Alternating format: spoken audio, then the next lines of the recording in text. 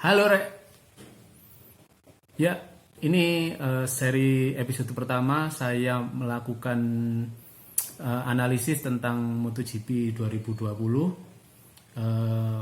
Memang agak telat, tapi nggak apa-apa karena mending telat daripada nggak pernah sama sekali ya. Malam ini adalah seri terakhir MotoGP 2020 yang akan berlangsung di Portimao, Portugal. Ya, minggu kemarin rider Suzuki Joan Mir sudah berhasil menyegel juara dunia MotoGP 2020 setelah finish ke-7 di seri Valencia. Ini luar biasa. Tapi masih ada saja yang mengatakan bahwa gelar juara Joan Mir itu kurang sah, kurang absah karena tidak ada Marc Marquez yang bertarung sebagai juara bertahan. Menurut saya itu sangat tidak betul ya, sangat merendahkan Joan Mir.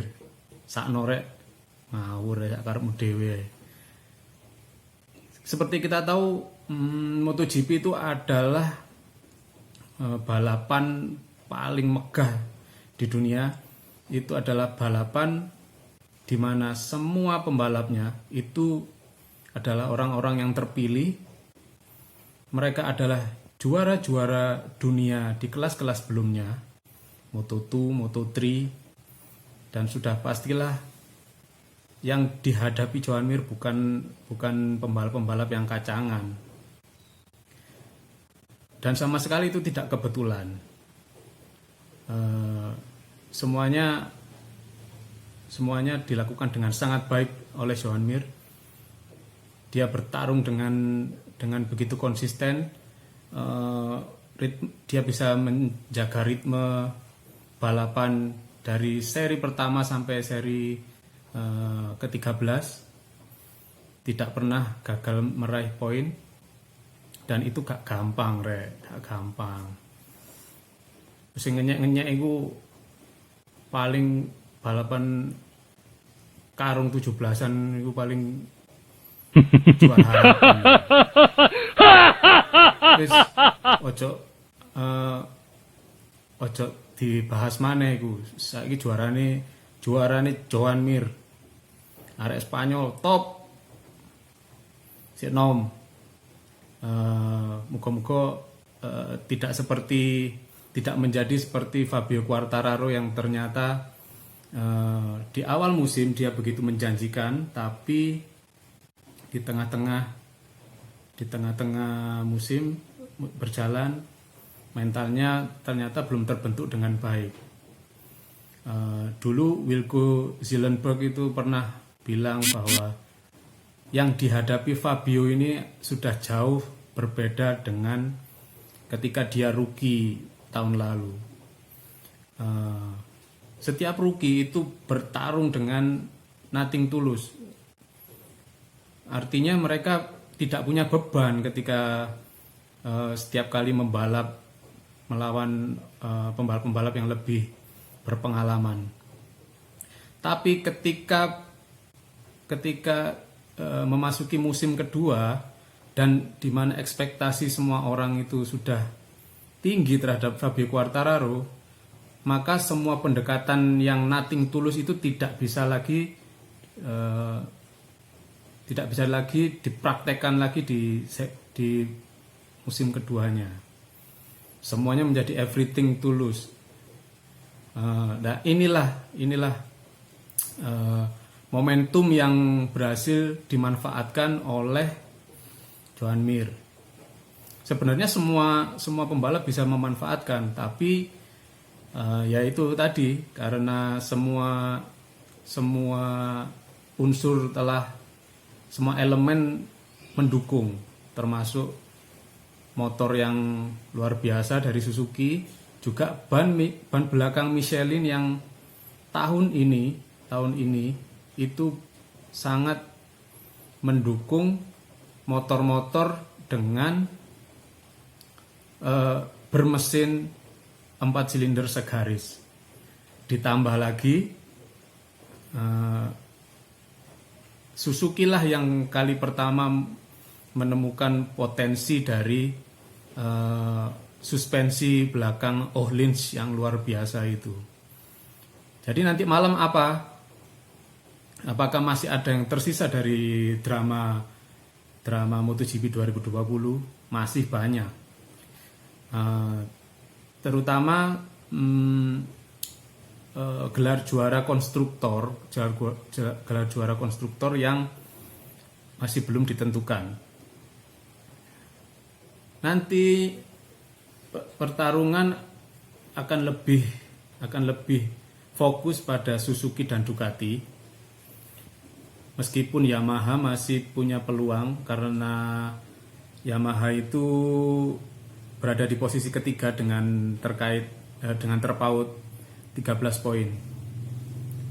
Nah, ketika Suzuki nanti malam berhasil menyegel gelar konstruktor, itu adalah yang kali pertama sejak 1982.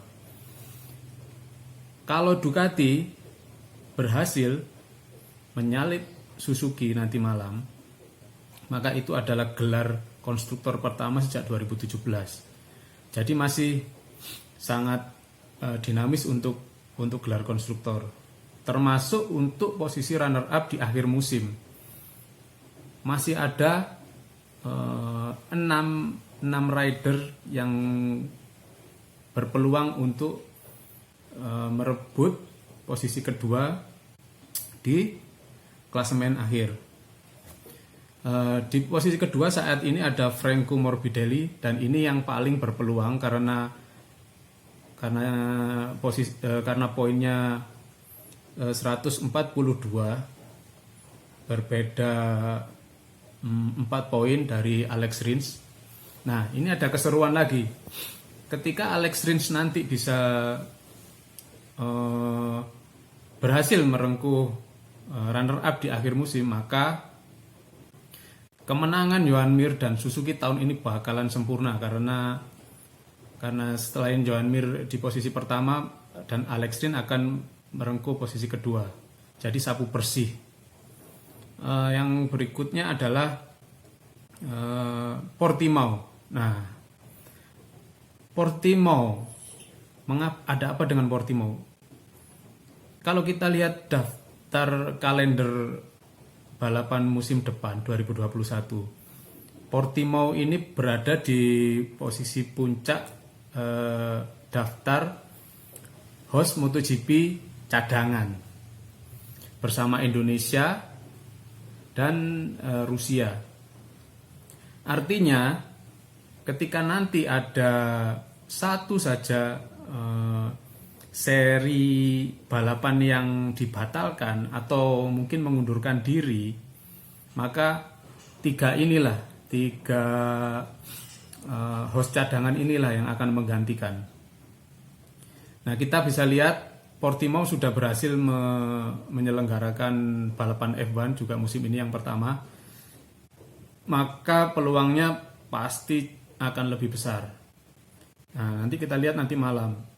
Kalau sukses, maka rasanya peluang Indonesia untuk menjadi tuan rumah MotoGP tahun 2021 akan sangat kecil. Ini akan menguji juga komitmen pemerintah Indonesia untuk memboyong sirkus MotoGP ini ya ke tanah air. Ini akan sangat-sangat mengecewakan fans MotoGP di Indonesia karena kita tahu sudah ada berapa itu 10.000 tiket ya yang sudah terjual habis untuk menonton MotoGP di Mandalika tahun depan. Awalnya euforia penyelenggaraan MotoGP 2021 di Indonesia itu sudah sangat besar, antusiasme sudah sangat besar. Apalagi akan ada sirkuit baru di Mandalika yang luar biasa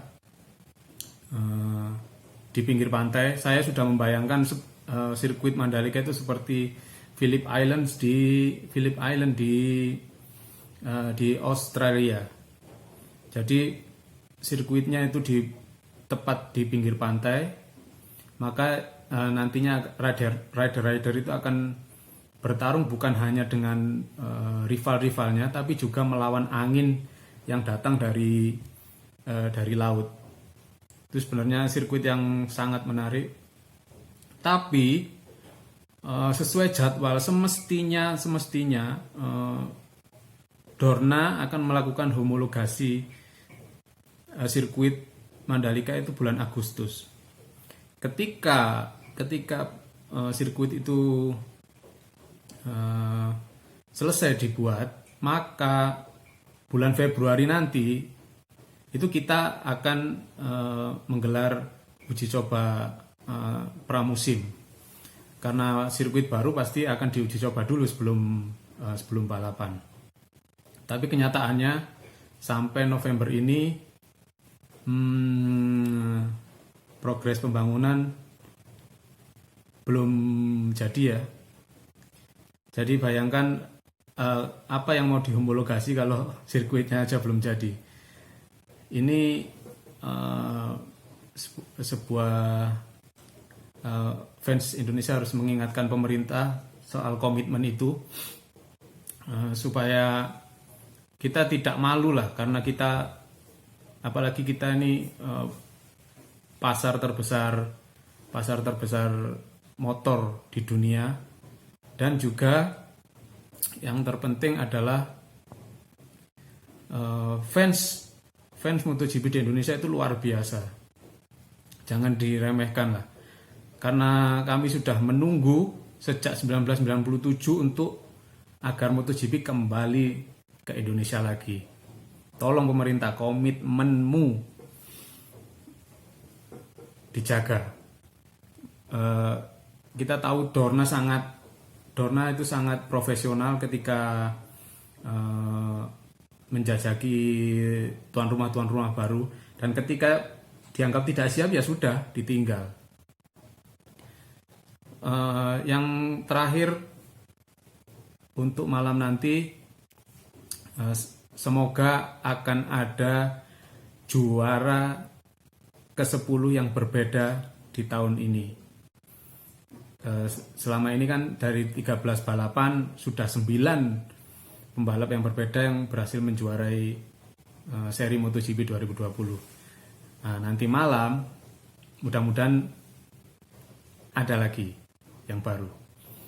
Di sana di front row ada Miguel Oliveira, rider tuan rumah yang sukses meraih pole position. Terus disusul yang kedua adalah Franco Morbidelli, dan ketiga ada Jack Miller. Saya berharap antara Jack Miller dan Oliveira, mudah-mudahan akan ada juara yang baru, dan keseruan MotoGP 2020 ditutup dengan cerita yang menyenangkan.